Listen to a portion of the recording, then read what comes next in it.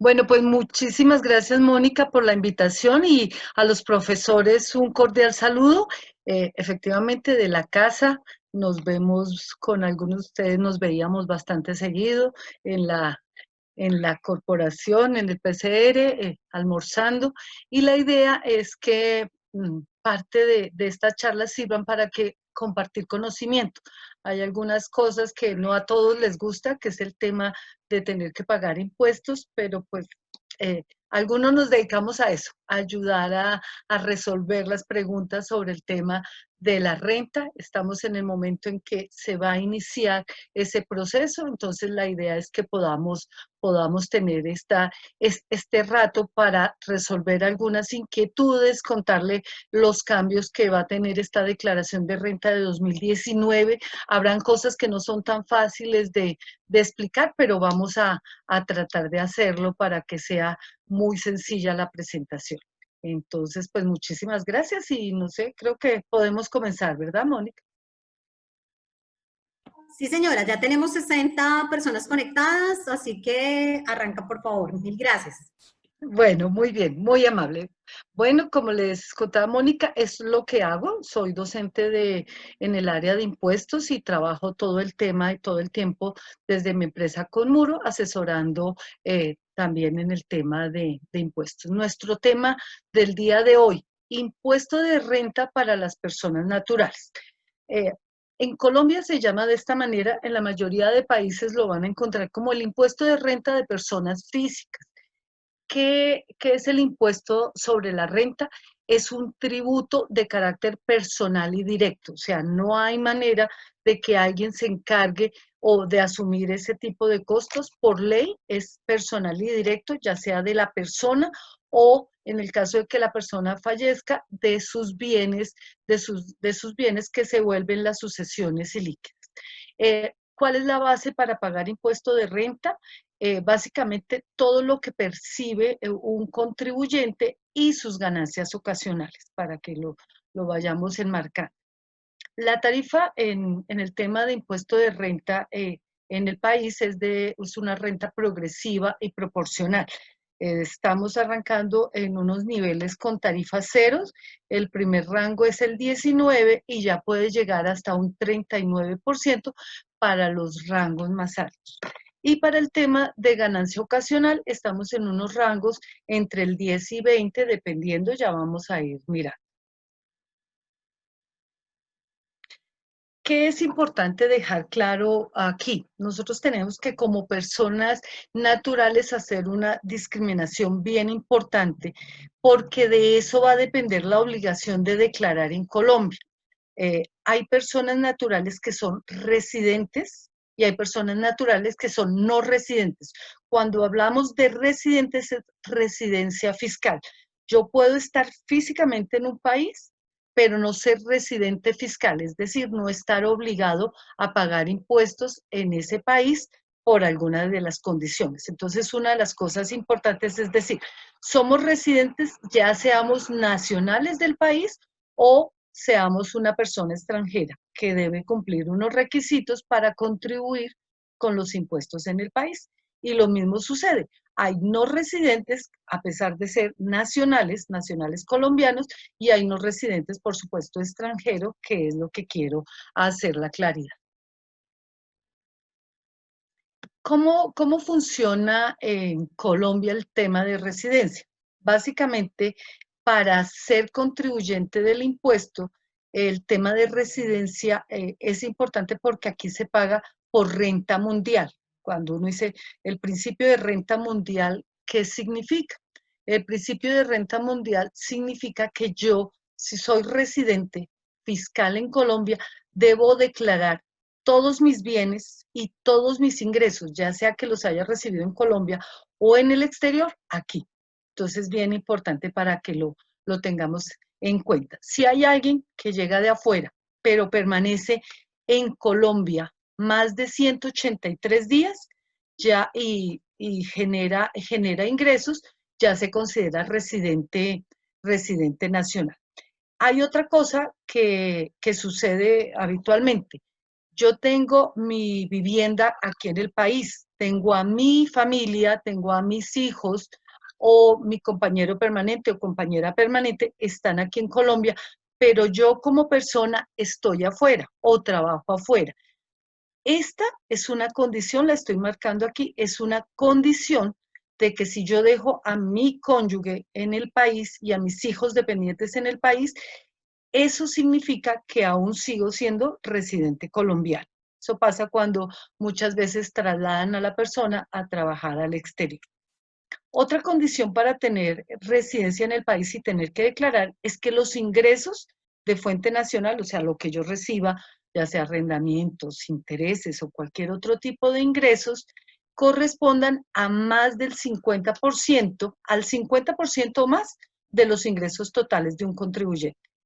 Entonces, si se tienen ingresos aquí en Colombia, pero de pronto tenemos la casa en España o quienes tienen, por ejemplo, el apartamento en Miami.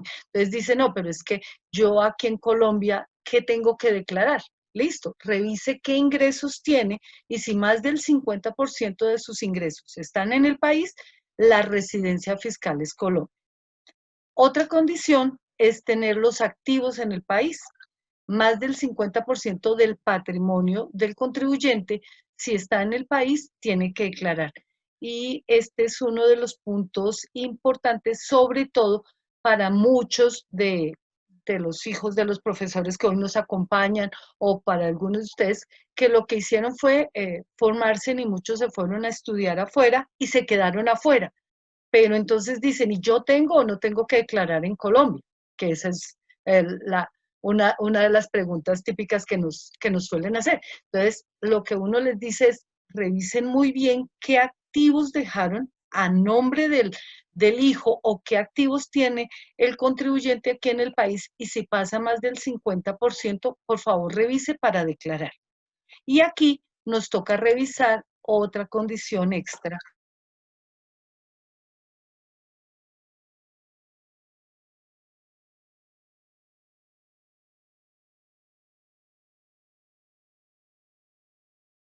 ¿Todo bien? Discúlpeme. Sí, señora, Sí, perfecto. gracias. Bueno, también es importante aclarar que el concepto de residencia en Colombia se suspende cuando ya se es residente fiscal. Una persona colombiana va a vivir a otro país y comienza a trabajar, por lo general tiene que ir y registrarse en la DIAN de ese país. Si no lo hace, mientras no lo haga, sigue siendo residente fiscal en Colombia. Entonces, bien importante para tener eso pendiente y sobre todo el definir en qué año se declara y en qué año no se declara en Colombia, para no tener que después en 2, 3 años estar recibiendo una notica de la DIAN diciendo o recordándole, se le olvidó declarar tal año no presentó su declaración de renta. Y una cosa también adicional para el tema de residencia es que las personas naturales colombianas que sean residentes de un paraíso fiscal o los países de baja tributación, que ya estén considerados así en Colombia, si son residentes en ese paraíso fiscal, siguen siendo residentes en Colombia. ¿Listo? Aquí traigo un concepto y un ejemplo como para que podamos ver el tema de los 183 días. Cuando yo hago la cuenta de los 183 días, yo tengo que contar desde cuando llegó la persona al país.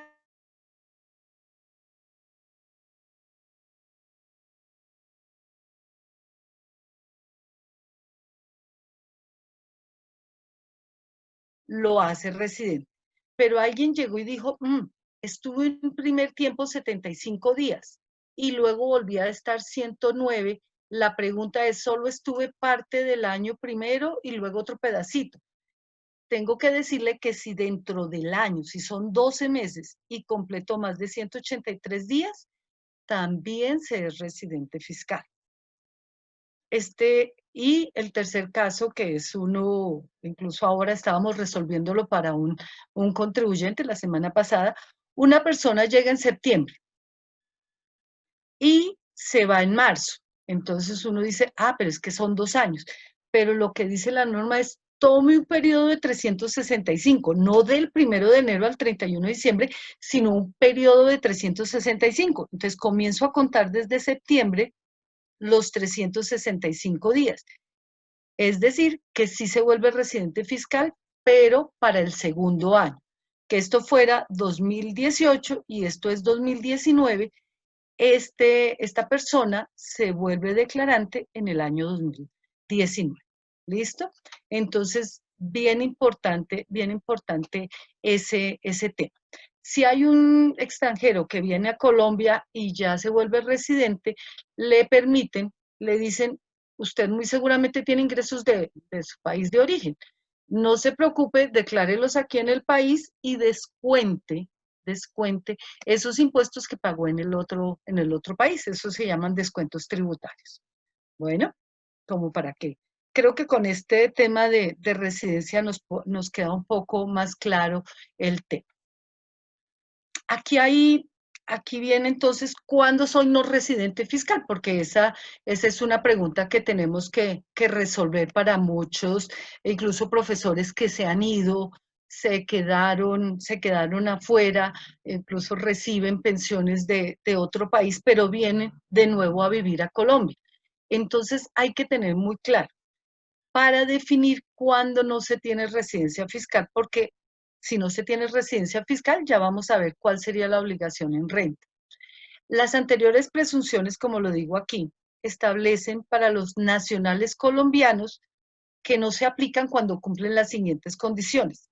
El 50% más de sus ingresos anuales tengan su fuente de jurisdicción en la cual tengan su domicilio.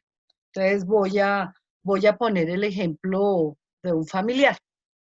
Un muchacho está en Colombia, se forma en Colombia y se va a España a estudiar, a hacer su especialización y lo contrata. ¿Dónde tiene sus ingresos? En Colombia no va a tener ingresos, es posible. Entonces, ¿dónde va a tener sus ingresos? En España.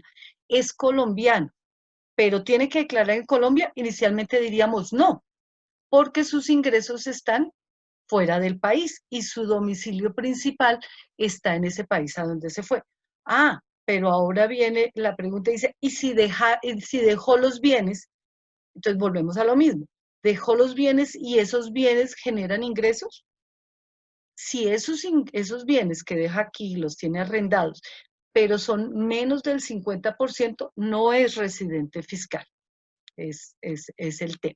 Y la otra cosa es cuando se tiene el apartamento aquí en Colombia, que se dejó, lo dejaron, o una herencia, o algún bien lo deja aquí en el país, pero compra bienes en el país donde se fue a vivir. Si el 50% más de esos activos que tiene afuera, los tiene afuera, son no residentes fiscales. ¿Listo?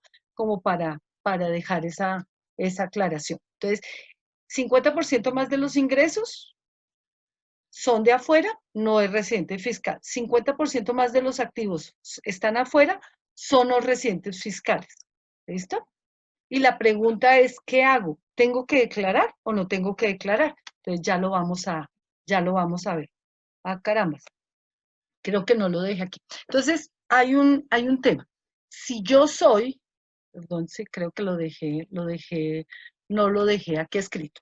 Si yo soy considerado no residente fiscal, no estoy obligado a declarar, excepto sobre a pagar, tengo que pagar esos impuestos aquí en el país sobre los ingresos que perciba. ¿Listo? Si recibí ingresos en el país y no me hicieron la debida retención en la fuente, tengo que pagar impuestos sobre esos ingresos. Entonces, eso bien importante, porque digamos, no tendría que declarar, sino pagar sobre los impuestos. ¿De qué va a depender esto? De este cuadrito que es el que más nos interesa, digamos, fijarnos en qué es lo que tengo, perdón. Entonces, es bien importante para poder definir quiénes están obligados a declarar en Colombia. Ya lo veíamos, para declarar en Colombia tengo que ser residente fiscal. Si soy residente fiscal, comienzo a mirar otra serie de condiciones. Y la primera que me dicen es, si usted cumple cualquiera de estas 5 condiciones, por favor presente su declaración de renta. Para poder presentar su declaración de renta, por favor mire cuál es su patrimonio bruto. Y ahí comienzan esas palabras que yo sé que no a todos les gusta. ¿Qué es eso de patrimonio bruto? Entonces, el patrimonio bruto es la suma de todos los activos, de todos los bienes que se tiene a nombre del contribuyente, restándole las deudas y eso me da un patrimonio.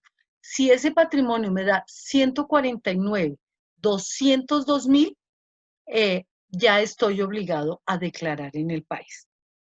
Si durante el año recibí ingresos, sumo todos los ingresos que recibí, ingresos por salarios, ingresos por arriendos, ingresos por intereses, superiores a 46 millones de pesos, 46,418, también estoy obligado a declarar. Pero alguien me dice, no, yo no recibí ingresos. Y eso a veces suele pasar cuando a las personas le dan tarjetas de crédito, pero no declaran ingresos. Entonces le dicen, pero usted hizo compras por más de 46 millones en el año. Entonces le dicen, no, pero así usted no tenga ingresos, usted hizo compras o consumió más de 46 millones de pesos. Eso también lo vuelve obligado a declarar. Otra persona dice, yo no tengo ingresos, pero en mis cuentas corrientes, en mis cuentas de ahorro o a nombre mío, tengo inversiones durante el año superiores a 46 millones 418. También está obligado a declarar. Hubo un tiempo en que alguien le decía, no, es que vendí un bien, présteme su cuenta que me van a consignar una plata. Esa es una de las condiciones y es algo que puso la DIAN como condición para declarar movimientos en cuentas. Y entonces uno dice, pero es que la plata me la pusieron, fue en la cooperativa. No, también, porque son de entidades financieras que reporten a la DIAN. Bancos, corporaciones, fiducias, todo lo suman y lo ponen para ahí. Otra condición para declarar renta es el consumo con tarjetas de crédito.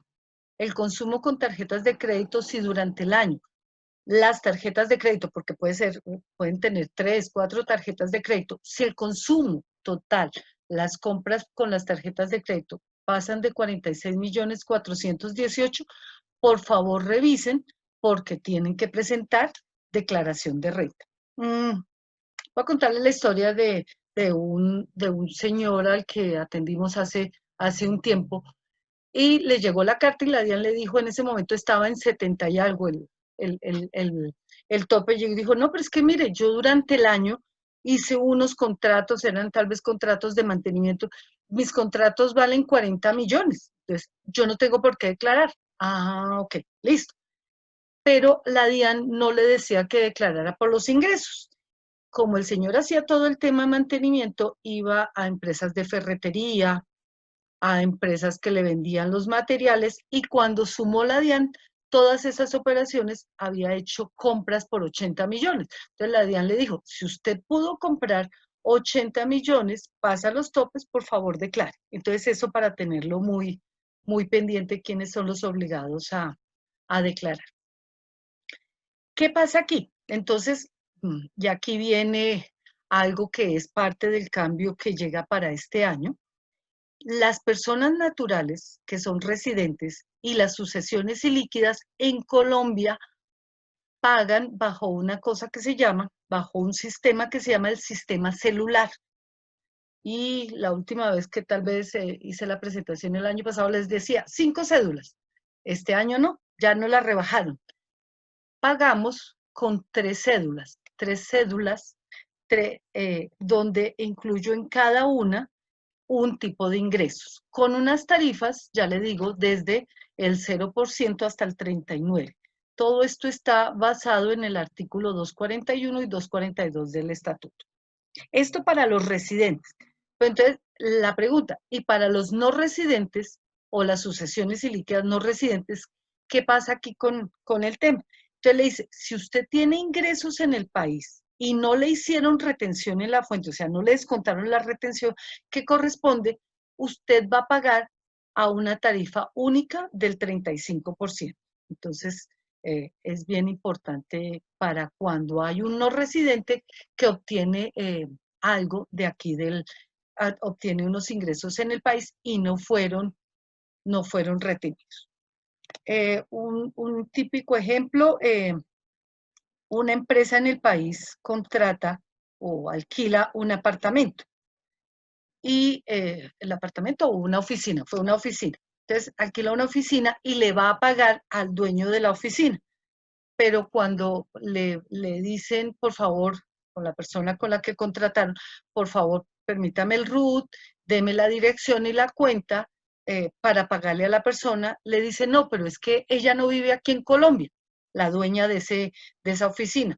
¿No vive en Colombia? No, ella vive en Estados Unidos. Entonces le dice, pero permítame un momento, pero si ella no vive en Colombia y no es residente colombiana, entonces el concepto es, yo no lo puedo tratar como un residente y hacerle para el tema de arriendos una retención del 3.5, sino me tengo que ir a buscar el concepto diferente porque le estoy haciendo un pago a un extranjero, digámoslo entre comillas, a un no residente en el país.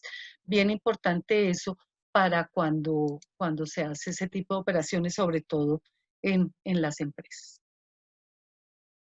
Entonces, ¿quiénes están obligados a declarar? Ya le decía yo, quienes cumplan algunas de las condiciones están obligados a presentar el impuesto de renta. También hay un tema bien importante, los plazos hasta el momento no nos los han cambiado. Y no creo que los cambien. Lo que de pronto permiten es una ampliación para la fecha de pago, porque ya está muy encima para cambiar las fechas, pero pues igual yo les cuento cómo está en este momento. Está vencimientos entre el 11 de agosto y el 21 de octubre. ¿De qué depende ese vencimiento? De los últimos 2 dígitos de la cédula. Siempre mirar los últimos 2 dígitos de la cédula. ¿Listo? Esas son las mismas fechas para los residentes colombianos en el exterior que tienen que presentar declaración en Colombia.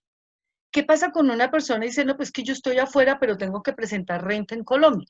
La DIAN le permite el mecanismo de presentarlo vía internet, pero antes de eso tiene que pedir la firma electrónica. Entonces, bien importante si algún conocido, algún familiar necesita presentar la declaración, que comience ahora. Es muy sencillo, por la página de la DIAN lo puede hacer, pero es importante tramitar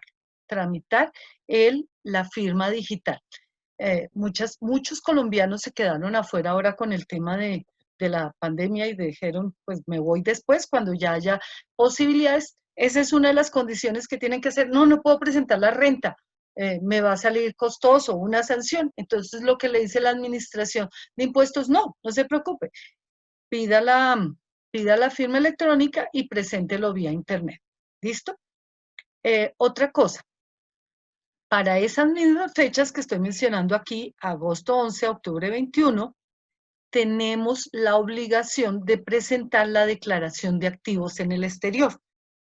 ¿Cuál declaración es esa? Que yo le cuento a la DIAN todo lo que tengo fuera del país. Es bien importante hacerlo porque eso puede tener una sanción si no se hace. ¿Listo? Para los extranjeros no residentes, no obligados a declarar lo que les decía, siempre que hayan sido sometidos a retención, no tienen que declarar. Temas por dividendos, arrendamientos, regalías, todo este tema. Si ya le hicieron la retención, no declare. Si no le hicieron retención, tiene que declarar por esos ingresos en el país. Y ahí hay un tema que es que no se configure establecimiento permanente, que es cuando pueden decir que está haciendo la representación de una compañía extranjera y eso ya pasa a un manejo distinto porque ya tiene que declarar como una sociedad. Entonces, bien importante. Aquí voy a tomarme un momentico adicional. Tal vez esto es lo nuevo que nos trae la declaración de renta de 2019 y quiero explicarlo un poco más para aquellos contribuyentes, personas naturales que están obligados a llevar contabilidad. si están obligados a llevar contabilidad, los contribuyentes deben hacerlo bajo la norma internacional, que es la que está vigente para Colombia, bajo NIF. Pero tributariamente no son los mismos valores que yo tengo en NIF que los valores que yo mando para la declaración de renta. Entonces, ¿qué es lo que le pide la DIAN a esos contribuyentes? Por favor, diligencieme un formulario que se llama el formulario 2517. Este año sí es obligatorio de presentar. Lo digo que sí es obligatorio porque en años pasados nos habían mencionado que teníamos que presentarlo, pero no fue necesario. En este sí, el formulario 2517, donde hago una depuración entre lo que tengo en la contabilidad y lo que declaro fiscalmente. Entonces, bien importante. ¿Quiénes tienen que presentarlo? Los que tengan ingresos superiores a 1.539 millones de pesos. ¿Listo? Todos los demás contribuyentes que lleven contabilidad, pero que no tengan esos ingresos, perdón un segundito, pero que no tengan esos ingresos, lo diligencian, pero no tienen que mandarlo a la DIAN.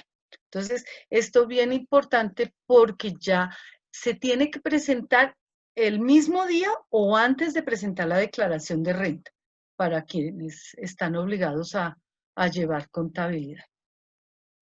Otro tema, y aquí es para los contribuyentes que tienen un poco más de patrimonio. También es una obligación asociada con el impuesto de renta presentar impuesto de patrimonio. Básicamente es para personas naturales que tengan un patrimonio superior a 5.000 millones de pesos. Entonces, ese patrimonio lo vamos a revisar el 1 de enero de 2020 y se paga en 2020 y 2021 con una tarifa del 1%. ¿Qué puedo restar de ese impuesto al patrimonio? Las casas de habitación, más o menos hasta un tope de 480 millones de pesos. Esto es importante que lo revisen. Si ustedes miran, el 1 de enero, el valor de avalúo de los bienes muchas veces ya ha cambiado. Entonces, hacer la revisión. En este momento ya la primera cuota de este impuesto se pagó, pero ahora para septiembre ya viene la segunda parte. Aquí puso una notica, el 50% del valor patrimonial bienes de objeto de impuesto de normalización tributaria declarados en el periodo 2020 y repatriados al país, que también se tienen que incluir como base para el impuesto. Ya les explico de esto más adelante. Otra obligación más que tenemos asociado con el tema de renta es la obligación de declarar activos en el exterior.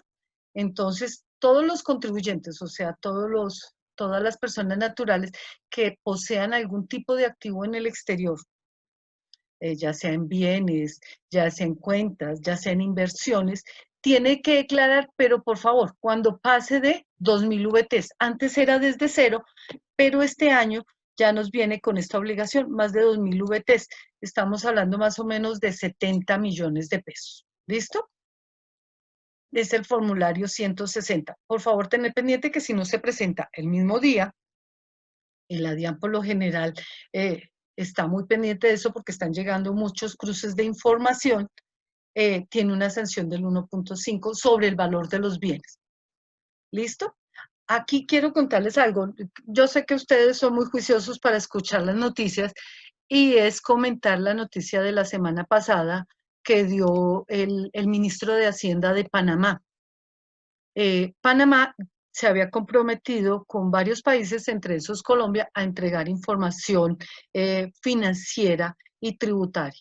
Entonces, ya Panamá se comprometió que sobre 2019 va a entregar todas las inversiones que estén a nombre de nacionales colombianos, tanto en el sector financiero como en el tema de acciones. Entonces es bien importante si hay alguien que de pronto en su declaración de renta no ha incluido esos bienes o conoce el de alguien que se le ha olvidado incluir esos bienes afuera, es importante que lo hagan este año y aprovechen un beneficio que tiene este tipo de operación que se llama la normalización tributaria. Hay que pagar un impuesto, pero eso lo deja libre de cualquier situación. ¿Listo? Si tienen en el exterior más de $500,000, esto es una recomendación porque a veces la gente no lo sabe, tienen que reportar en el Banco de la República el formulario 11 como inversión extranjera cuando se tiene esa operación. Yo sé que aquí en algunos de estos puntos van a quedar algunas preguntas, pero al final las resolvemos, no se preocupen. Bueno, les decía que el impuesto de normalización, ¿qué es? A pesar de que hace 3 años nos había dicho la Dirección de Impuestos y el gobierno, es la última vez que le dejamos, entre comillas, incluir cualquier activo o cualquier pasivo que no me haya contado, la ley 1943 lo permitió. Y esta ley, que es la vigente, la 2010, vuelve y no lo permite. Entonces nos dice, si usted tiene, ¿cuál es el hecho para poder aprovechar este impuesto? Es si usted tiene la posesión de activos omitidos o pasivos inexistentes. ¿Qué son los activos omitidos? Son esos bienes o esas cuentas que yo tengo, tanto sea de afuera del país o incluso en el mismo país, que yo no se las he contado a la DIAN. Me da permiso de que yo se las cuente. Y si tengo algún pasivo que no sea tan cierto y lo incluyo, me dice, haga esta declaración, págueme una tarifa del 15%, cuando una única vez el 25 de septiembre. Si usted la hace así, yo le voy a dar el beneficio de que yo no le voy a revisar su renta, yo no le voy a hacer comparación patrimonial, no le voy a sacar sanciones bancarias, etcétera, etcétera.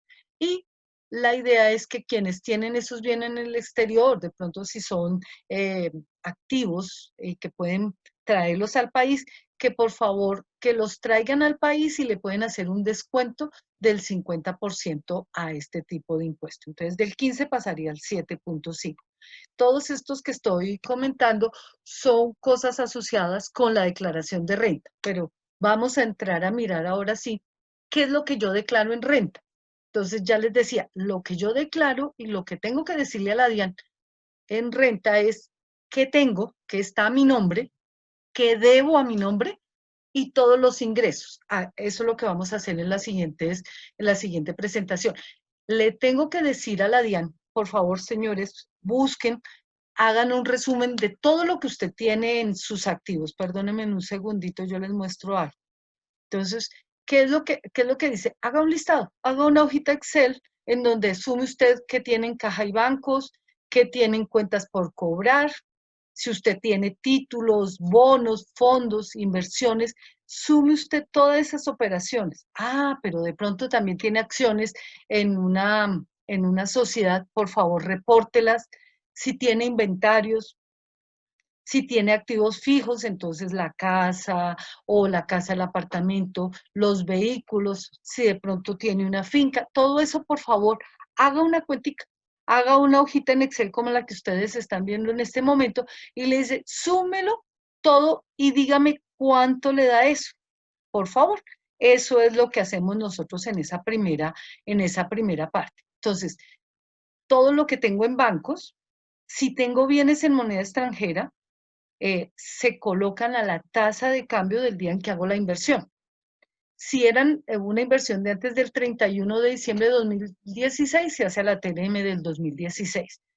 Tengo acciones y aportes, entonces que tengo las inversiones en Ecopetrol y me costaron a 3.500 y hoy valen 2.000, no, las declaro a 3.500, ¿listo? Si tengo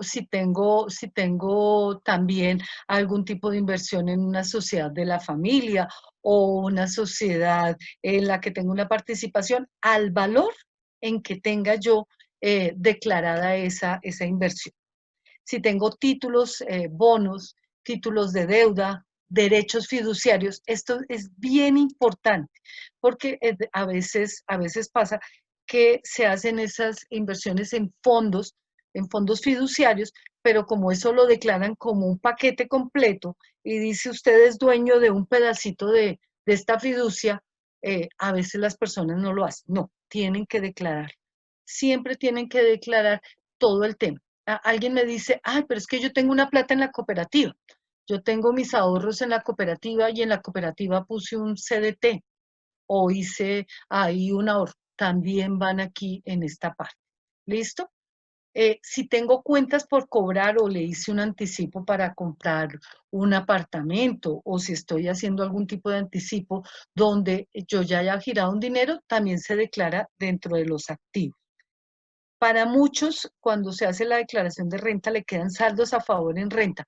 Por favor, ese saldo a favor que le queda al finalizar, al hacer esta declaración, lo ponen allá en el activo, porque es una cuenta por cobrar que se tiene a la día. ¿Listo? Eso en cuanto a lo que son activos. Pero alguien me dice, no, pero es que yo también tengo de pronto una inversión en un fondo de pensiones. Ya lo vamos a ver que también lo vamos a declarar. O tengo es una inversión en un fondo de cesantías. También lo tenemos que declarar. ¿Listo? ¿Qué otra cosa tenemos que declarar dentro de los activos? Los bienes raíces. Es importante que todos los bienes que estén a nombre propio los declaremos. Y aquí me voy a detener un momentico porque esta es una pregunta típica. Alguien me dice, no, pero es que tenemos un apartamento con mi esposa o tenemos el apartamento con mi esposo. Entonces uno le dice, ah, listo, dígame cómo está en la escritura ese bien. Y muchas veces en la escritura figura solo uno de los dos. O figuran los dos, pero no necesariamente 50-50. Entonces, aquí en esto, muchísimo cuidado. ¿Listo? Mucho cuidado es, el tema de los bienes es a nombre de quién está el bien y a nombre de quién está registrado.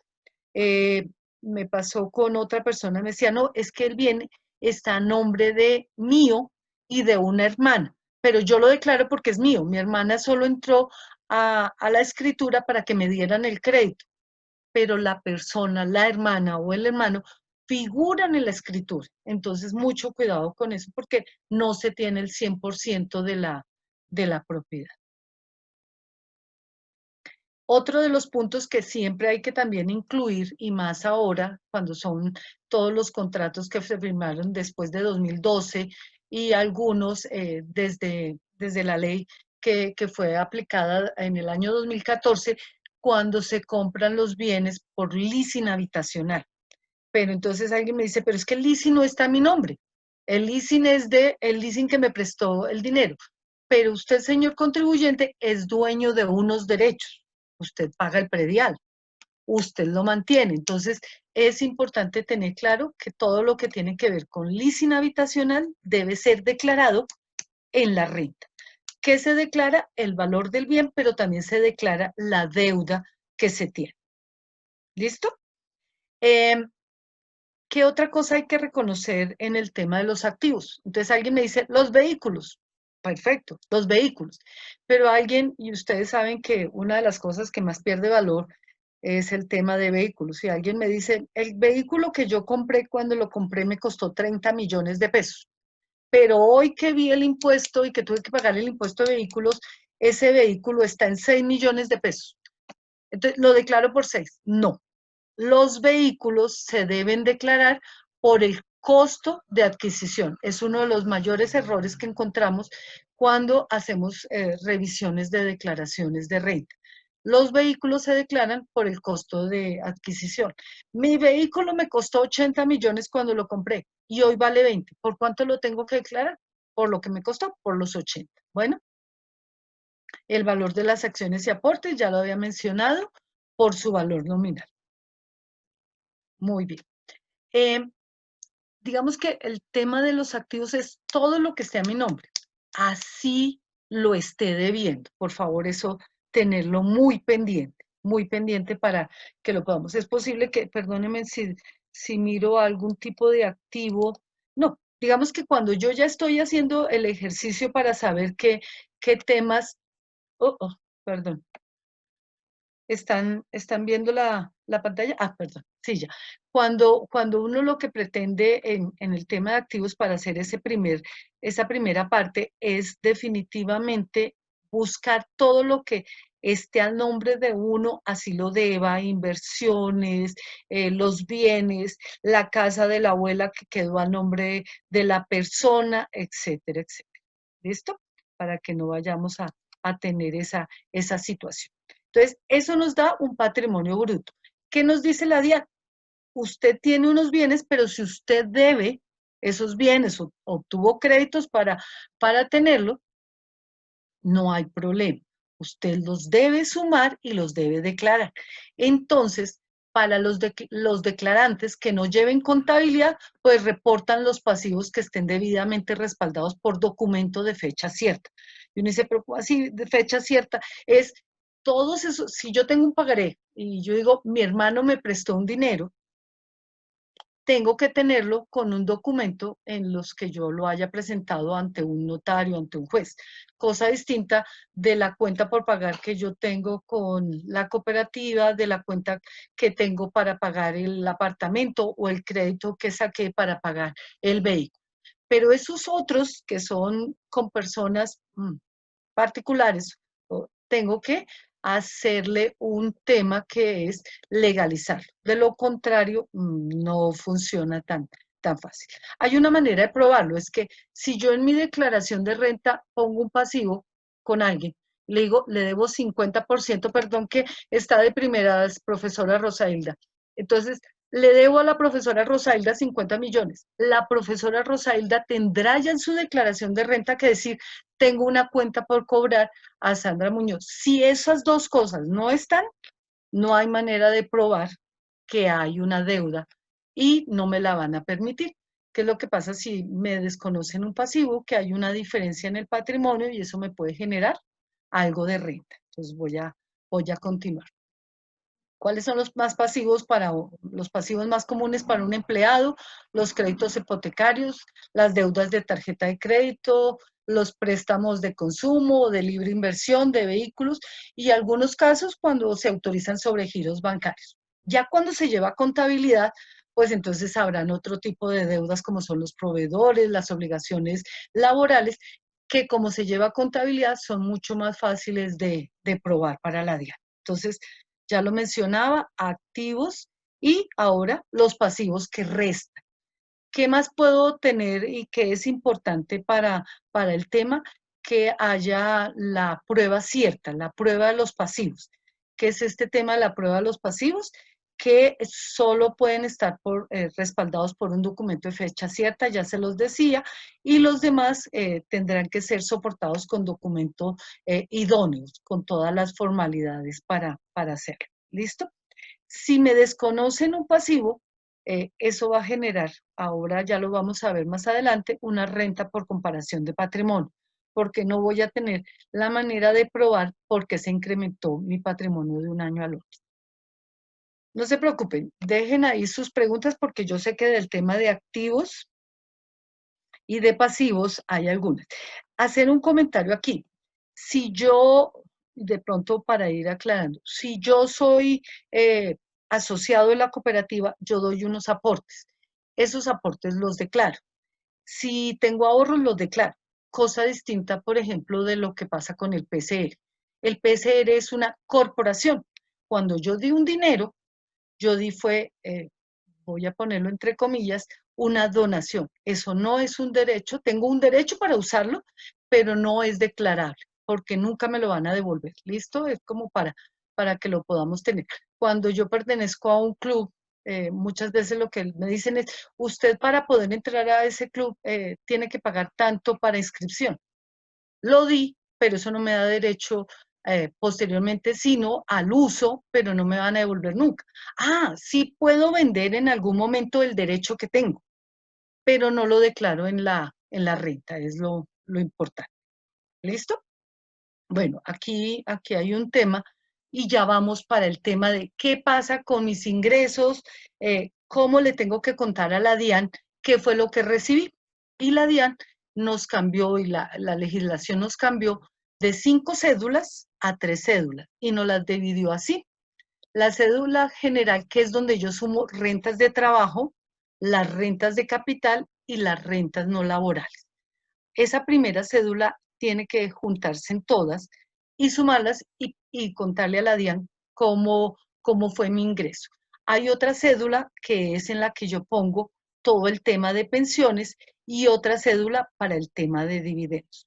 Lo que voy a hacer aquí es explicar rápidamente este tema de la cédula general. ¿Qué sumo ahí? ¿Qué presento? ¿Y qué me puedo descontar? Porque la forma de hacer la renta es total de ingresos menos deducciones, ¿cierto? Valor, ya me queda el valor neto a pagar. Entonces voy a continuar con esto. Se considera renta de trabajo toda actividad, labor o trabajo prestado directamente por una persona que genere una contraprestación independiente de su denominación. Cuando se tratan de renta de trabajo, nos aplican la retención del 383 del estatuto, que nos dicen salarios menos aportes a seguridad social, menos descuentos y nos hacen una retención. ¿Qué no es renta de trabajo? Cuando yo tengo que incurrir en costos y gastos para prestar el servicio. Cuando yo contrato con una universidad o contrato con una empresa y me dice, desarrolle ese trabajo, o usted, o usted o su equipo de trabajo, y yo tengo que gastar en otras personas, en movilidad, eso no es renta de trabajo.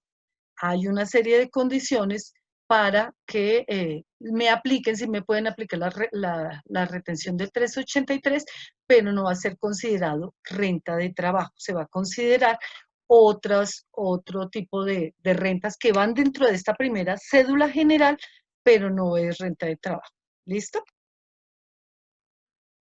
¿Qué son rentas de trabajo? Todo el tema que se recibe por ingresos de cesantías, intereses de cesantías. ¿Qué pasa? Hasta el año 2016, esas rentas no estábamos obligadas a declarar. Las cesantías que teníamos en el fondo no lo teníamos que hacer.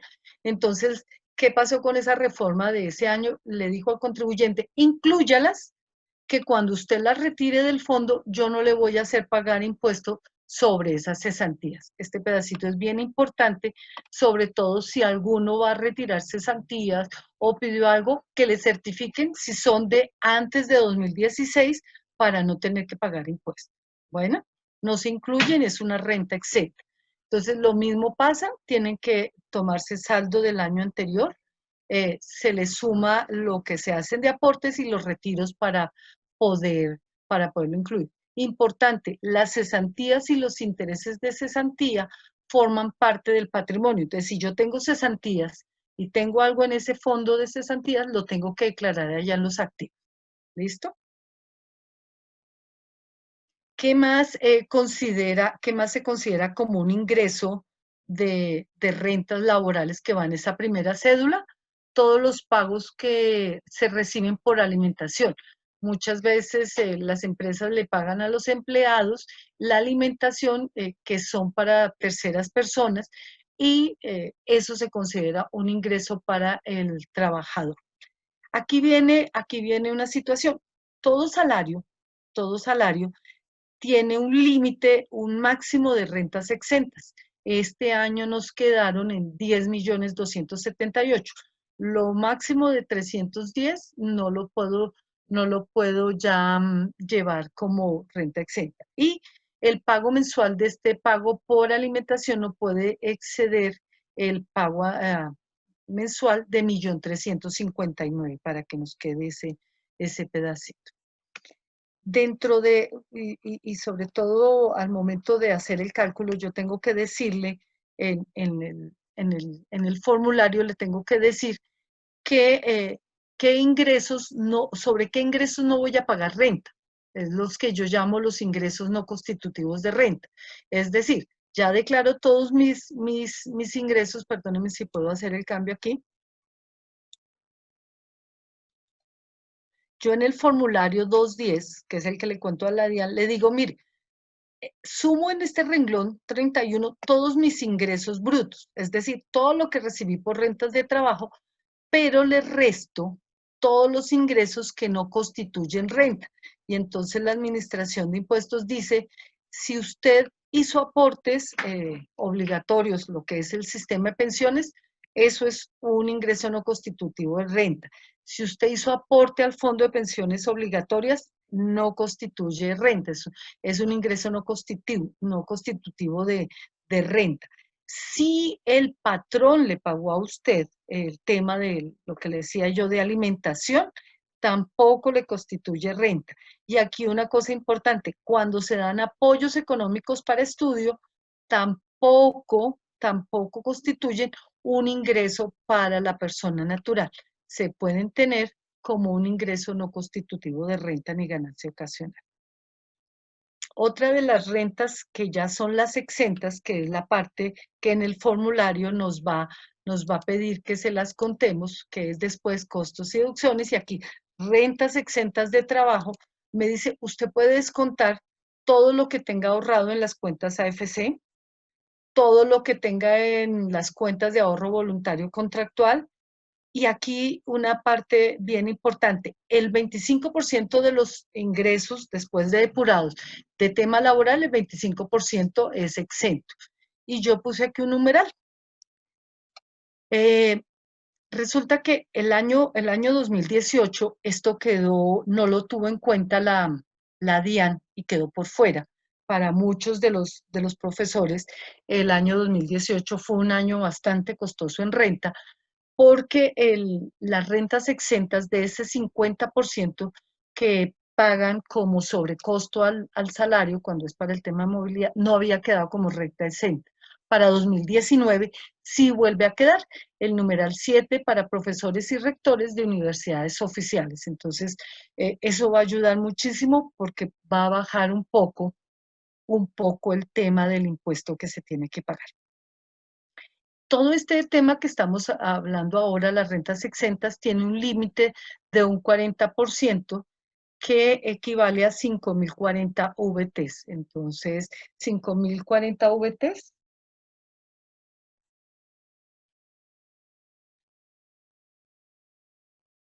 Estamos hablando de 177 millones, que pues es el límite. Si tuviera más de eso, tiene 200 millones, no podría solicitar. Listo. El tema de aportes a cuentas voluntarias, a cuentas AFC, lo máximo que se puede aportar son 130 millones, voy a adelantarme aquí, y lo que les decía aquí, los gastos de representación para rectores y profesores de universidades públicas no pueden exceder del 50% del salario, pero estas no están sometidas al límite del 40%, entonces se pueden solicitar total sin tener en cuenta esa limitación. ¿Listo? Los pagos por indemnizaciones y bonificaciones de retiro voluntario tampoco tienen que pagar impuestos, son rentas exentas.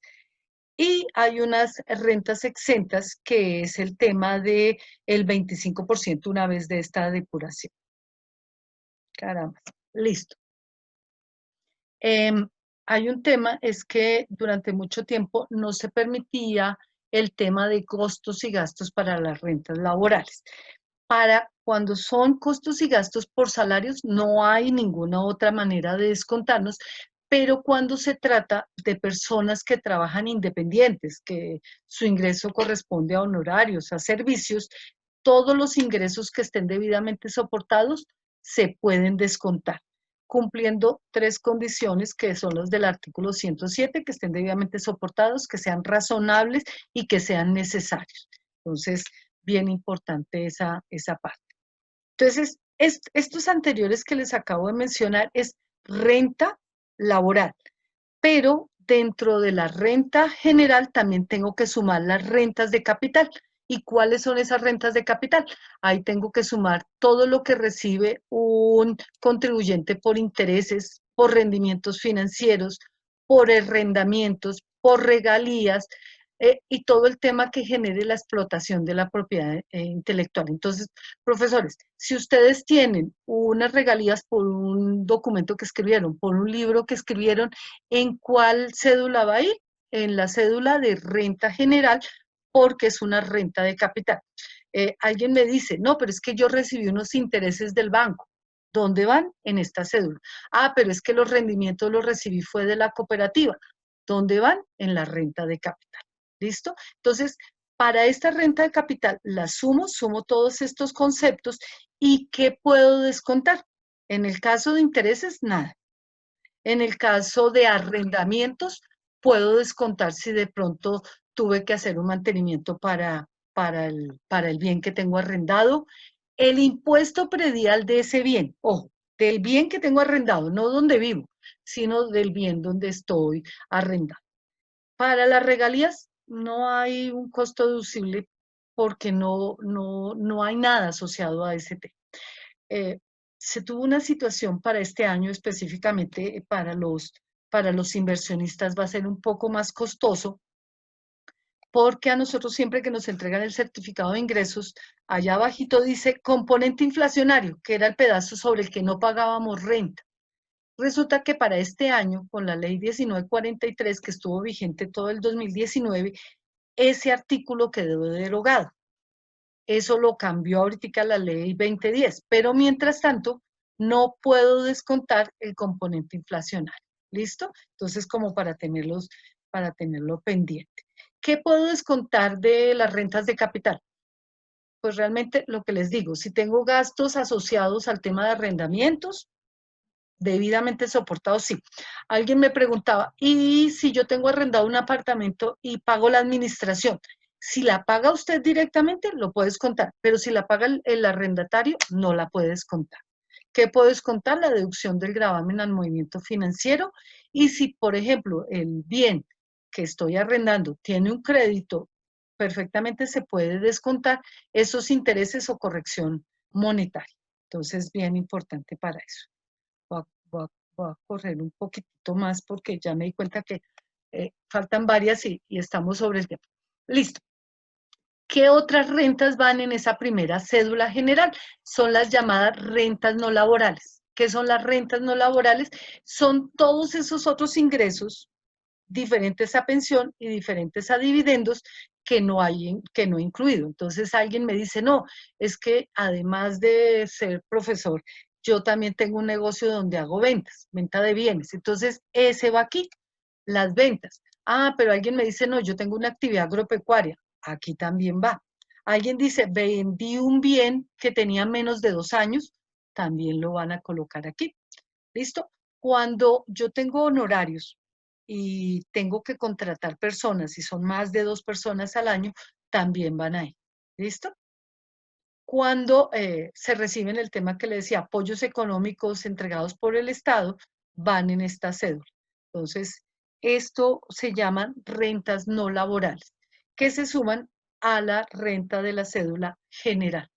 Aquí va a ser.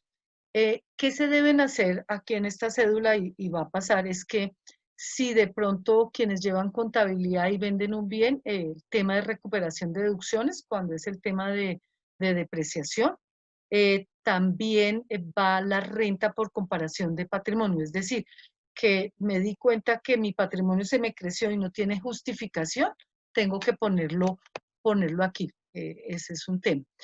Esos activos omitidos o pasivos inexistentes, si no me acojo al beneficio, ojo, si no me acojo al beneficio que hay ahora en normalización, tendría que colocarlos aquí. Y hay una situación para estas rentas laborales, puedo deducir siempre y cuando correspondan al tema de ventas o el costo del activo que vendí. Pero para estos que estoy mencionando aquí, deducciones y comparación patrimonial, no hay deducciones para descontar. También tiene manera de descontar el 50%.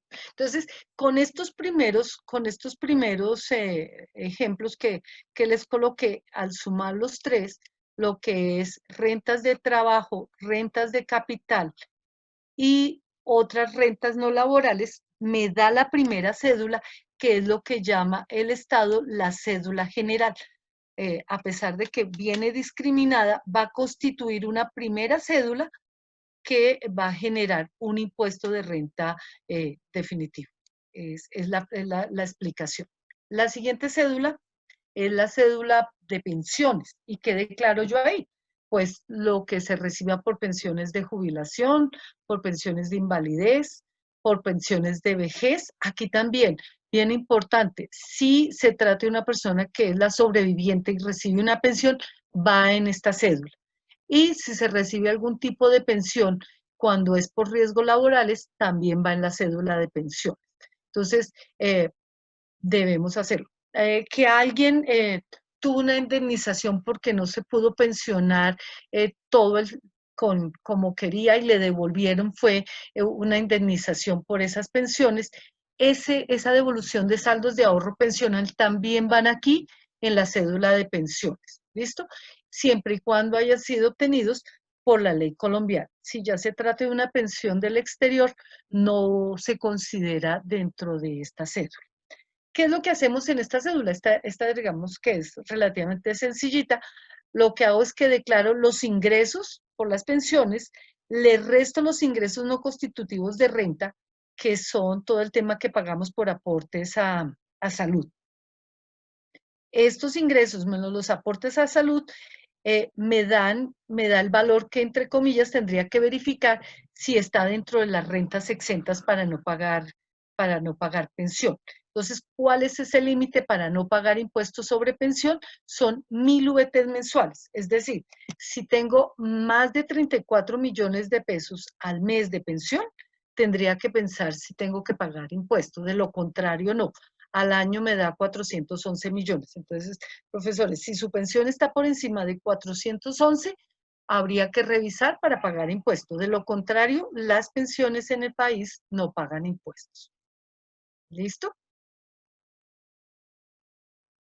Este tema, perdónenme, lo voy a pasar. Este es el cuadrito que les estaba mostrando. Lo que hace es que me dice, coja las rentas de trabajo, coja las rentas de capital y coja las rentas laborales, es decir, el 1, el 3 y el 4 es, súmelo y esa se llama la renta general. En la otra, póngame todo lo que tiene que ver con pensiones y en la siguiente, póngame todo lo que tiene que ver con dividendos. Entonces, aquí en dividendos bueno, y hay otra consideración adicional cuando se tienen rentas en los países de la CAN, lo que es Ecuador, Perú, Bolivia, cuando se tienen esas rentas, hay unas rentas exentas de esos países. Y cuando lo que tenemos son rentas pasivas provenientes de las CCE, de las entidades controladas del exterior. Es decir, que yo como persona natural hago una inversión en el exterior y controlo más del 10% de esa sociedad, también debo declararlas. Se llaman rentas pasivas para que lo tengamos muy pendiente. Y venimos a la última cédula que tiene que ver con dividendos y participaciones.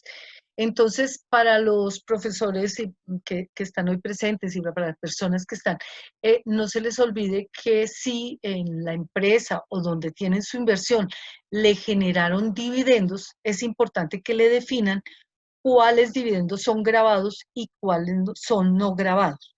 Y otra cosa bien importante es el año al que pertenezca ese dividendo, porque hay dos manejos para el pago del impuesto en esa cédula de dividendos y participaciones. Entonces, un dividendo tiene que ver con las sociedades anónimas, las participaciones con las sociedades limitadas o asimiladas, tanto nacionales como extranjeras. Y aquí es bien importante, es que ya no deberían, y es por ley porque se estableció un impuesto que se llama el impuesto a los dividendos, todo pago de dividendos debe tener una retención. Entonces, esa retención está en el 7.5 para que por favor lo tengan pendiente. Cuando les entreguen el certificado, ustedes tienen que mirar si ese dividendo es antes de 2016, es decir, que no se habían distribuido antes del 1 de enero de 2016, y si son no grabados, no paga impuesto. Si son grabados y es usted una persona residente, va a pagar según una tabla, cuando sea más de 1.400 VT, el 20%, que eso lo tuvieron que haber retenido. Si son menos de 1.400 VT, no le hicieron ningún tipo de retención en la fuente.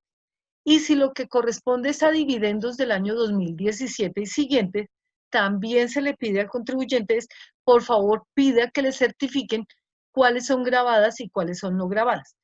¿Por qué son no grabadas?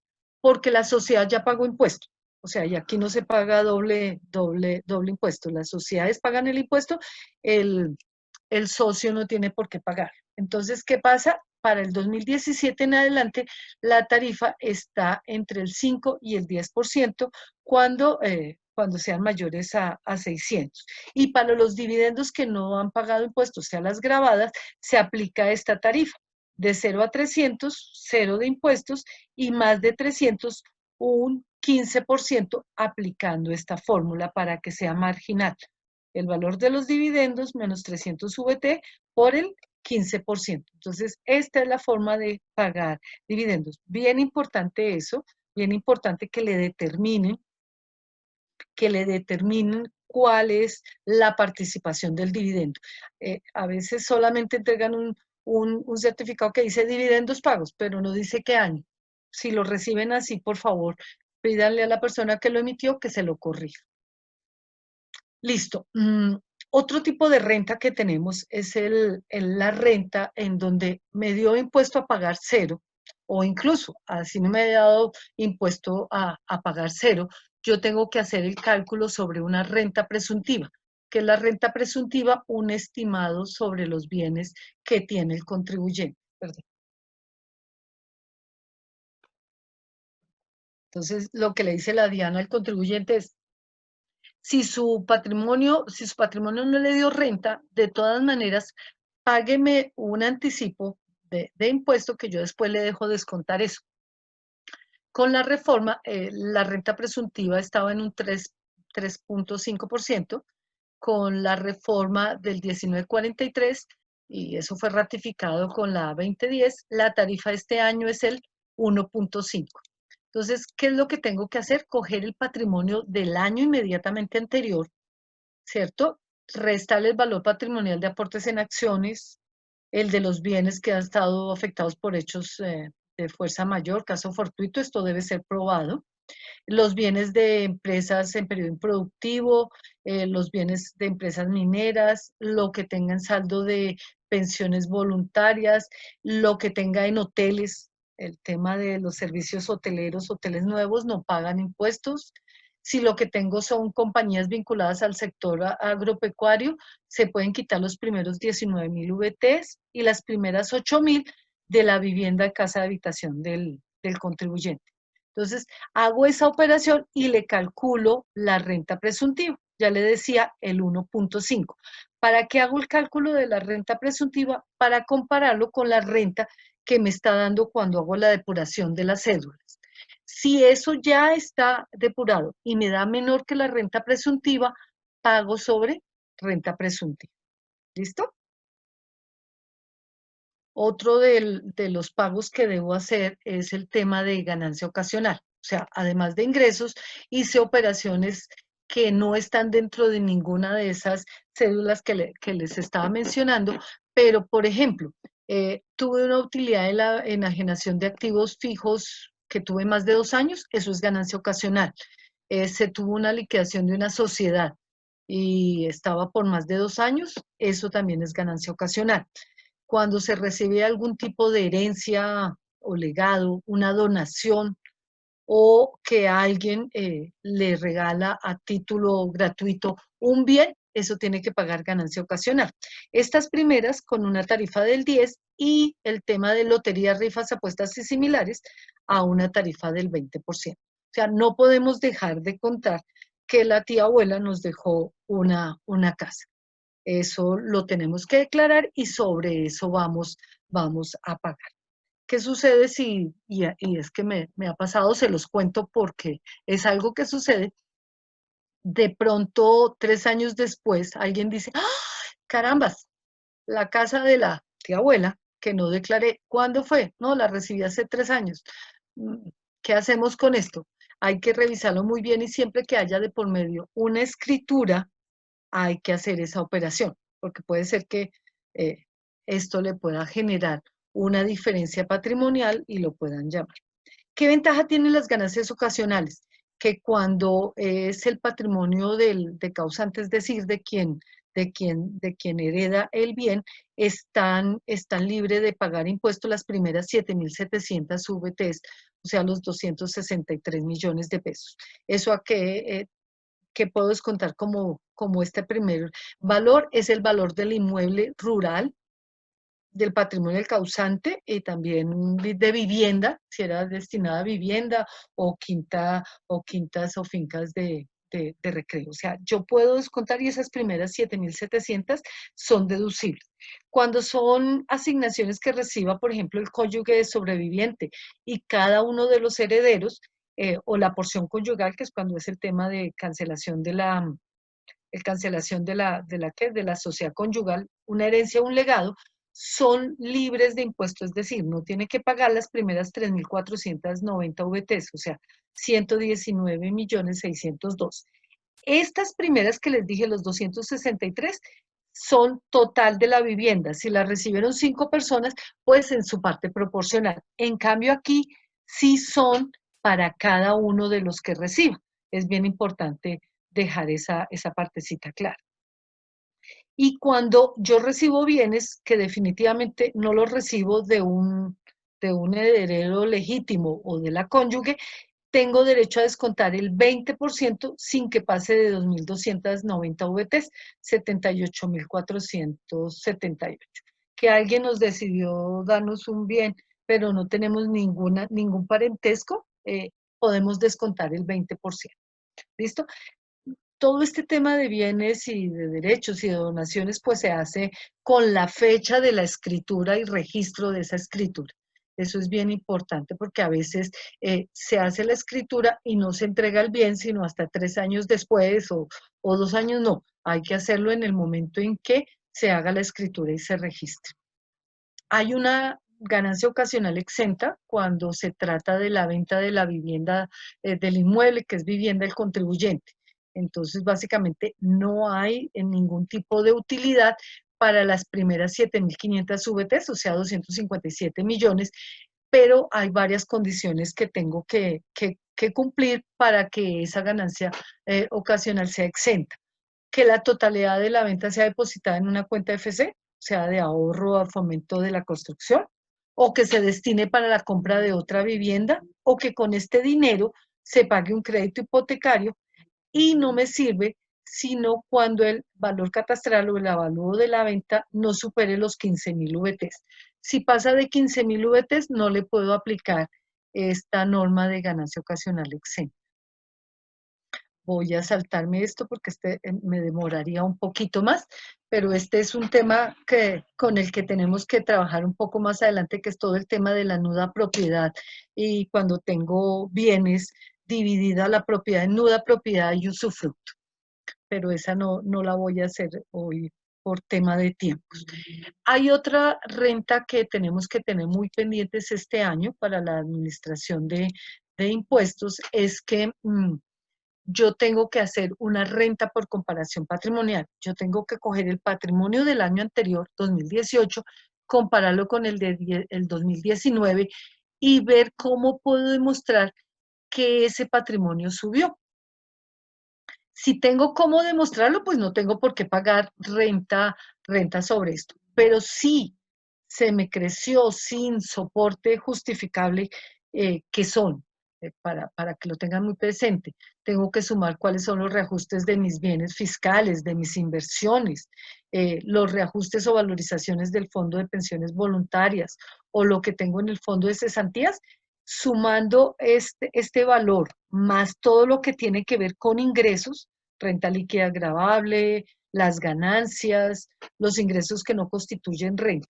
Si yo comparo esas dos cifras y no logro demostrar la diferencia patrimonial, yo tengo que coger esa diferencia patrimonial no justificada y llevarla a esa renta de la cédula general y pagar impuestos sobre eso. ¿Listo?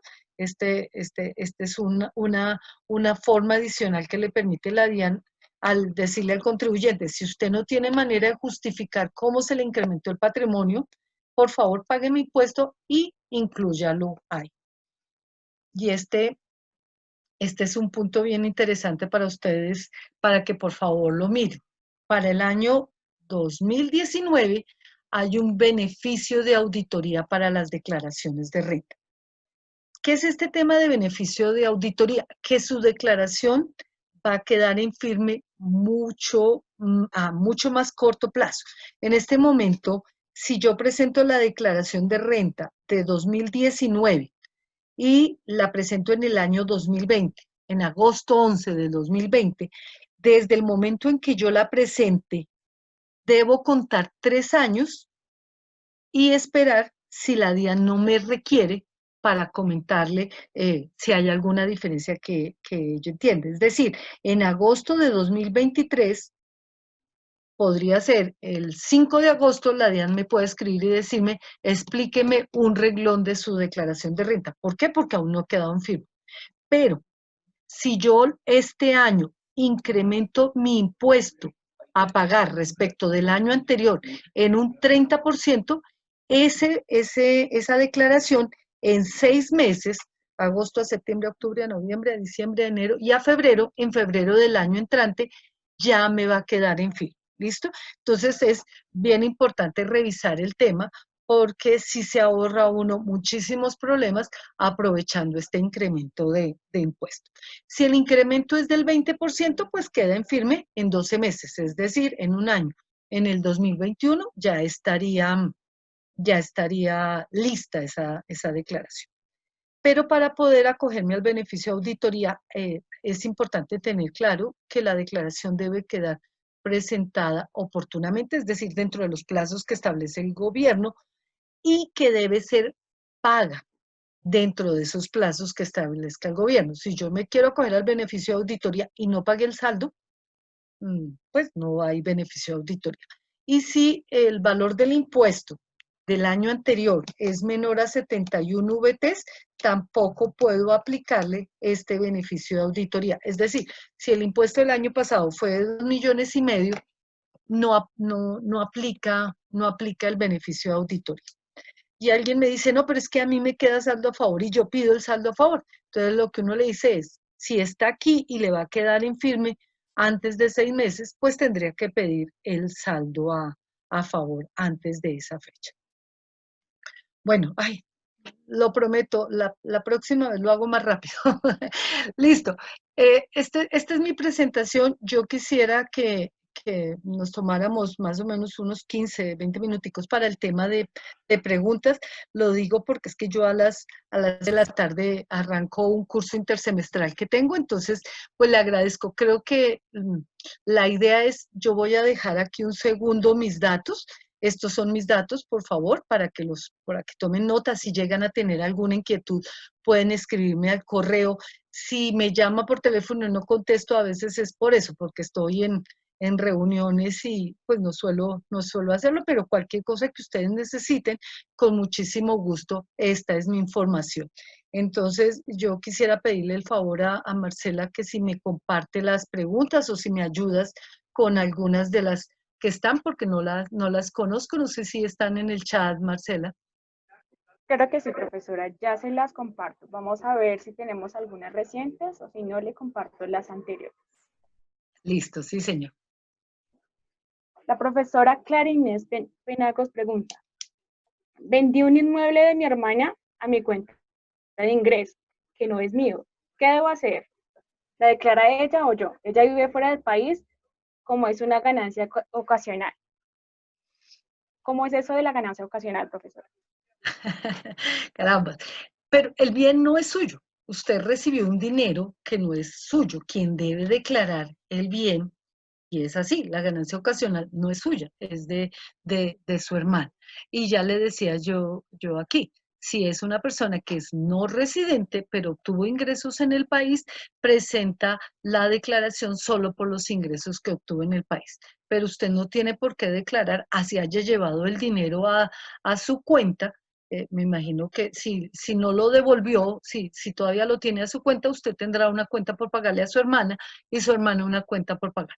Pero la obligación es presentar declaración de renta a nombre de la dueña del apartamento. ¿Listo? Bueno, profesora, gracias.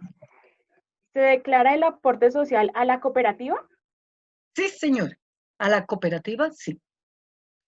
y los ahorros que tengan en la cooperativa, que los certifica, que por supuesto eso lo entregan el certificado con todos los datos. Gracias. Si el costo de adquisición de vehículo de 80 millones, ¿se tiene el costo de depreciación? ¿Cómo? Entonces, ya le decía, si está obligado el contribuyente a llevar el tema de contabilidad, puede tener asociada la depreciación. De lo contrario, su costo para declarar son los 80 millones de pesos. Los créditos entre cónyuges, ¿cómo se prueban? Con documentos ciertos. O sea, esa es la única manera. Y lo importante es, el esposo le prestó a la esposa, él dice una cuenta por cobrar a la esposa y la esposa una cuenta por pagar al esposo, o viceversa. Pero siempre es importante tener un documento cierto. Para vehículos no puedo soportar valor con el impuesto del año a declarar.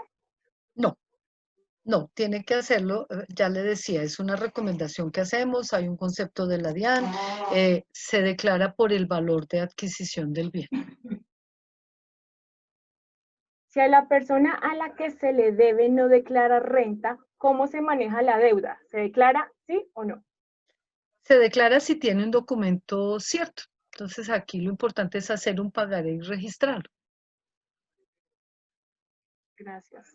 Es tan fácil, Marcelita. Si el apoyo económico para estudios es en forma de crédito condonable, ¿cómo se maneja? Listo, pero es que ese crédito condonable se va recibiendo todos los meses. Esos ingresos son un ingreso que no constituye renta ni ganancia ocasional, mientras lo van dando.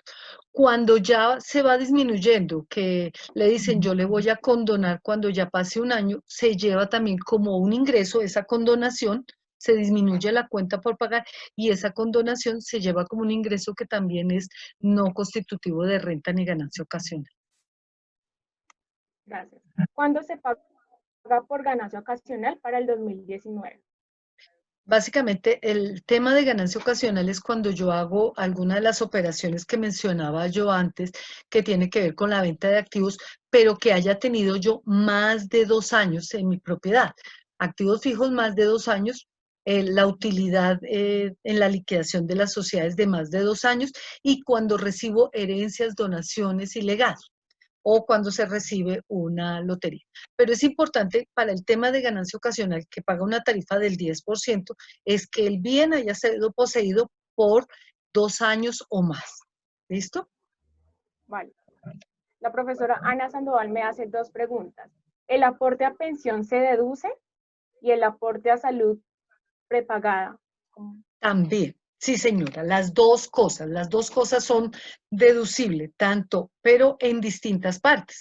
Resulta que el aporte a salud y a pensión lo llevo como un ingreso no constitutivo de renta. Y lo que pago a medicina prepaga, ojo que este es un comentario, la medicina prepaga puede ser medicina, plan complementario, póliza de salud, desde que sea en el país, se lleva en el renglón de costos y deducciones procedentes. ¿Las donaciones a fundaciones se pueden deducir?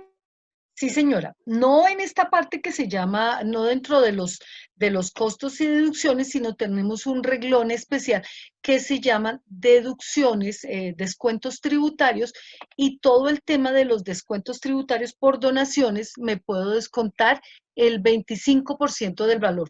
Si di 100 pesos de donación, me puedo descontar 25, pero miren la gran ventaja, que no me la descuento del paquete en general, sino que me la descuento ya del impuesto a pagar. Tienen que estar certificados, ¿listo? Estas donaciones. La empresa me paga la maestría, pero la paga directamente a la universidad. ¿Tengo que declararlo? No, en este momento hay un beneficio y eso es importante que lo legalicen. El tema es que hay un beneficio para las empresas que se llaman los gastos por educación al trabajador. La empresa perfectamente puede descontar eso de renta y no constituye un ingreso para el trabajador. Gracias. La profesora Marta Cruz nos dice, Entendí que este año se declaran las cesantías como patrimonio. Si es así y nunca se declararon, se incrementan las sustancias en el patrimonio porque corresponden a 40 o más años. ¿Cuál es el impuesto a pagar? Es posible que si no se declaró sobre las cesantías que se tenían hasta 2016, no hay ningún inconveniente. ¿Qué es lo que pasa? Que eso las debió haber declarado en el año 2017, pero digamos que ahí no tendría ningún inconveniente porque la lleva como ingresos, lleva esa cesantía hasta 2016 como un ingreso y no le va a generar diferencia patrimonial. El inconveniente estaría con las cesantías de 2017 y 2018, que es posible que sí le genere una diferencia patrimonial sobre la que tendría que calcular un impuesto que les explicaba hace un momento. ¿Puede ampliar de qué declara los derechos fiduciarios? Eh, No sé, comprendo. Tal vez es ¿qué son los derechos fiduciarios? Acá el profesor Germán me escribe, ¿puede ampliar de qué declara de los derechos fiduciarios? No, Cuando yo constituyo una fiducia, doy un aporte inicial o coloco un bien en la fiducia. Entonces, ¿qué hace la fiducia? Administrar esos bienes. Si mi aporte inicial fueron 1.000 pesos, todos los años la fiducia me va a decir cuánto se me incrementaron, si se incrementaron por unos rendimientos, por una valorización. Yo declaro el valor que me certifique la fiducia en la participación que me corresponda a 31 de diciembre. gracias. Estoy hablando de En las fiducias o declaraciones patrimonios de renta. autónomos, perdóname, Marcelita. No, Fiducias o profesor, patrimonios autónomos. Bueno. vale, listo. El profesor Sergio nos pregunta, en las declaraciones de renta anteriores no se han incluido el saldo a favor. ¿Es conveniente hacerlo ahora? Sí, y más si lo van a solicitar. Ahorita realmente no está difícil hacer la solicitud. Hasta el 19 de junio fue automática, pero ahorita se puede hacer con relativa facilidad. Sí es importante dejar esa cuenta por cobrar a la administración de impuestos. Gracias, profesora. Voy a seguir. No entiendo qué preguntas hay.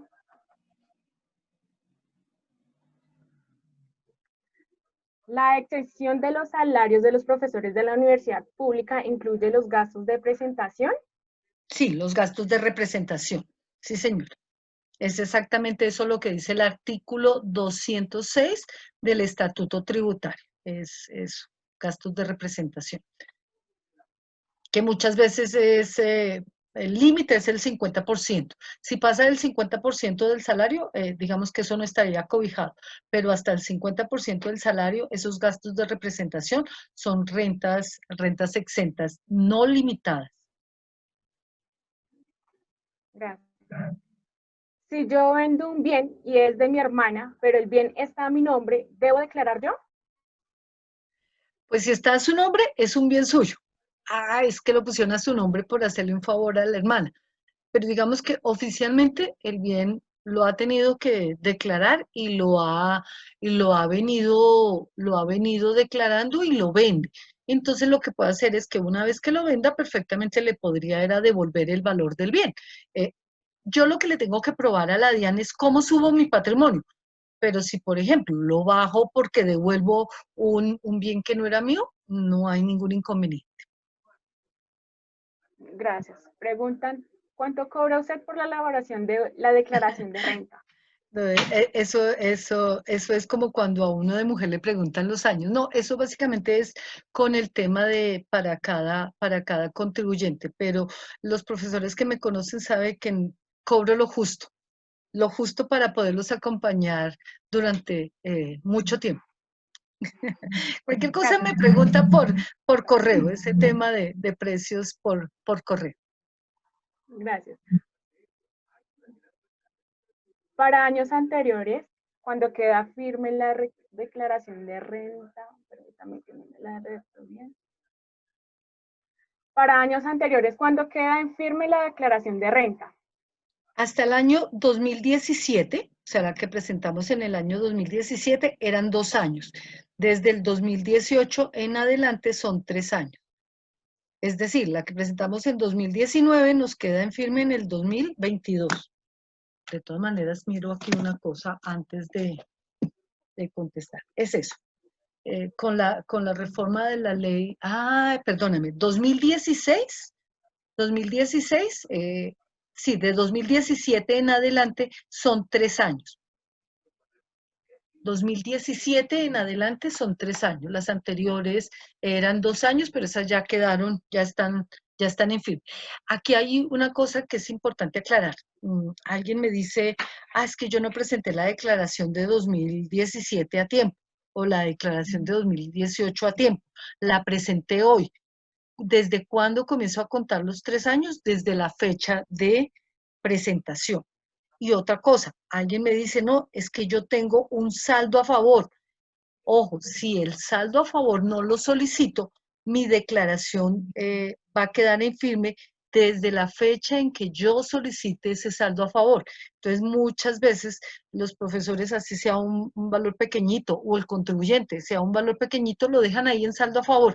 Mi recomendación, si es un valor pequeñito, déjenlo más bien como un anticipo de renta para el siguiente año para que su declaración quede en firme. Y si no, pueden tener declaraciones abiertas durante 10, 12 años. ¿Listo? Gracias. Tuve contratos de prestación de servicios durante 2018 y me van a pagar en 2020. ¿Cómo incluyo esos ingresos? No, esos ingresos los debió haber declarado en 2018 y en este momento en la renta tener una cuenta por cobrar. Si no los declaró en 2018, si no los va a declarar como ingresos en este año, son ingresos de 2020. Pero uno declara es en el año en que obtiene el derecho a cobrar algo, así no se lo vayan pagado. Gracias. Si tengo demandas pendientes de arriendos, ¿a dónde va eso? Demandas, pero ¿por cobrar o por pagar? Yo me imagino que por cobrar. No especificó si es Si es por cobrar, iría en el patrimonio de los activos, una cuenta por cobrar. por No cobrar, incluya, sí, dice una la cuenta profesora. por cobrar. Ujú, sí, Vale. sí, es Profesora, si una nos cuenta puede por cobrar. compartir su correo por el chat, algunos lo están solicitando pronto para hacerle otras preguntas. Sí, voy a poner de nuevo la presentación para que su merced lo vea y ya. Bueno, Gracias. estos son mis correos para que por favor me escriban y le ponen al lado de su nombre la referencia que son de la universidad para saber por qué, como no tengo el nombre de todos, entonces mi correo es Munoz, listo. Sí, señora, no sé si hay alguna otra pregunta, Marcelita, o podríamos entonces dejar Sí, profe, hasta aquí. quedan dos últimas preguntas. Los Listo. carros siempre se venden por debajo del costo. ¿La diferencia sería pérdida por valor de venta de activos? Sí, eso se llama una pérdida por ganancia ocasional, si son más de 2 años, pero pues no es compensable. Es decir, tengo un carro que vendí 15, pero lo tenía en 20, perdí 5, pero eso no, se declara así, pero no es descontable de ninguna otra parte, así tal cual. Si se declara un vehículo por costo de adquisición al momento de venderlo, como se vende por un menor valor, no habría ganancia ocasional. Pero si se declara porque tendría que quitarle ese patrimonio, ¿es correcto? La profesora Luz Acevedo me hace esa O consulta. Si sea, está correcto. yo tengo un bien, lo tengo que declarar por el valor que lo compré. Casi siempre se va a vender por menos. Entonces tengo Sí, una pérdida fiscal. ¿Qué es lo que sucede? No lo puedo retirar de mi patrimonio, consumo ese dinero y no tengo que demostrar qué hice con el dinero, que es lo que creo que no es importante decir que lo utilicé. ¿No? Porque retirar, lo que les digo, el retiro de activos no tiene ningún inconveniente. Lo que le pide la DIAN es, si usted incrementa su patrimonio, tiene que justificarlo. gracias. Y por último, las pensiones del extranjero, ¿a dónde van? Las pensiones que se reciben, hay que revisar si la persona es residente fiscal colombiana o estando en Colombia, termina siendo residente fiscal de otro país.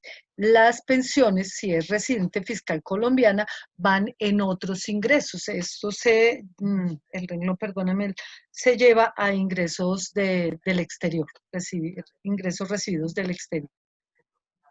Gracias. La profesora Clotilde Duarte nos dice, mi hijo va a declarar por primera vez y lo único que va a declarar es la mitad de mi casa porque aparece en la escritura y en el predial. ¿Le van a cobrar penalización o se declara como pasivo inexistente?